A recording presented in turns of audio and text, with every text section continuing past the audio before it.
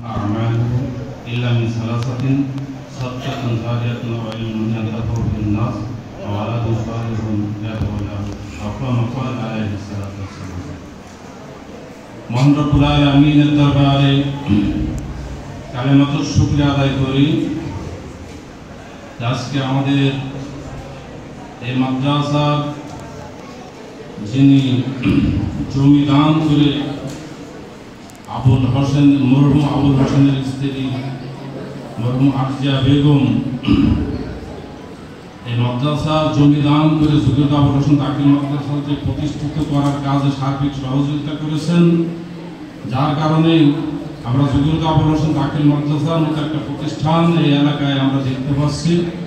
সেই নিবেদিত প্রাণ যেনার দান অতুলনীয়, এটা বর্ণনা অতীত।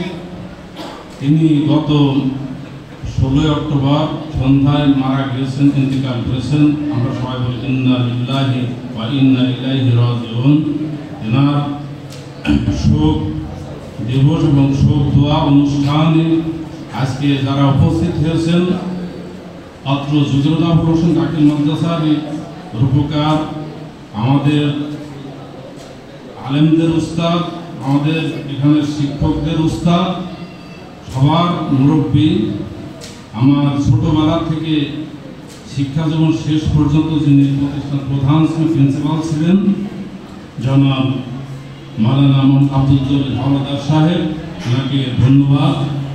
এর সাথে থাকার সাথে বর্তমান ম্যানেজিং কমিটির সকল সদস্যবৃন্দ, সাবেক সকল সদস্যবৃন্দ, এলাকার গণ্যমান্য ব্যক্তিবর্গ, আমার অত্র মাদ্রাসার শিক্ষক কর্মচারীবৃন্দ, আমার প্রাণপ্রিয় ছাত্রছাত্রীবৃন্দ, এলাকার সকল সাংবাদিক সহ সকলকে আমার পক্ষ থেকে শুভেচ্ছা এবং স্বাগত।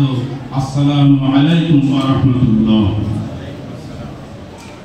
আজকে এই যুগীরত আবুল হোসেন দাখিল মাদ্রাসাটি আসলে এটা খুবই গুরুত্বপূর্ণ এই এলাকার জন্য আমি মনে করি।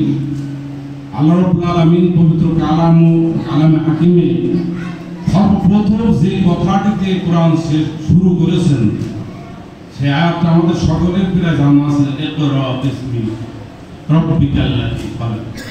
তার মানে প্রথম যে নবীকে যে নির্দেশটা দেওয়া হয়েছে, ইকরা পড়ো, এই পড়াশোনার যে কেন্দ্র, জ্ঞানের কেন্দ্র যুগীরত আবুল হোসেন দাখিল মাদ্রাসাটি আমাদের সকলের জানা যে একটা জ্ঞান কেন্দ্র।